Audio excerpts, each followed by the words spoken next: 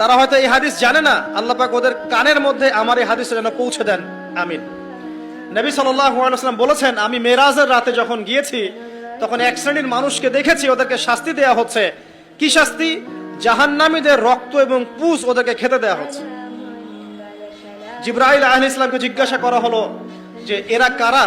তিনি বললেন, এরা আপনার উম্মতের সেই সব ব্যক্তি যারা মাদকদ্রব্য সেবন করত।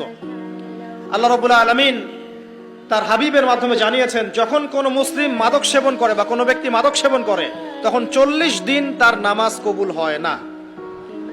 এরপর যদি সে তওবা করে তাহলে আল্লাহ পাক তার তওবা কবুল করবেন ইনশাআল্লাহ। যদি সে আবারও মাদক খায় তওবা করার পর, আবার 40 দিন তার নামাজ কবুল হবে না। যদি সে আবার তওবা করে আল্লাহ পাক আবার তাকে মাফ করে দিবেন। যদি সে আবারও মাদক খায় আবার 40 দিন তার নামাজ কবুল হবে না।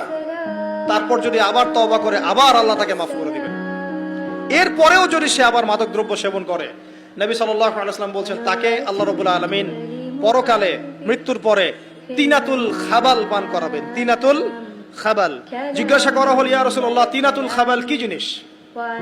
নবী সাল্লাল্লাহু আলাইহি ওয়াসাল্লাম উত্তর দিচ্ছেন, এটা হচ্ছে জাহান্নামীদের রক্ত, মাংস, এগুলো পুড়ে পচে যে রসটা বের হবে, এটা হচ্ছে তিনাতুল খাবাল।